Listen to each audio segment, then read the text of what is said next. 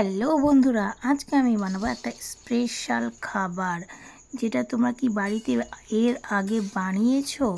আমার মনে হয় কেউ বানাওনি।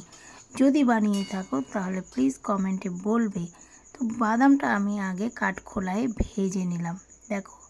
তারপর কড়াইয়ে দিয়ে দিয়েছি গুড়, বুঝতে পারছো তো?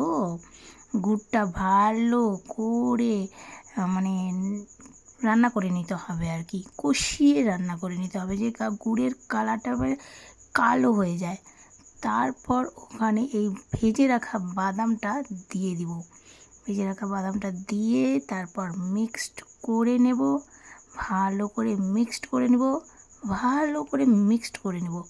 তারপর এটাকে আমি একটা থালার মধ্যে ঢেলে দেবো, দেখো ঢেলে দিয়েছি।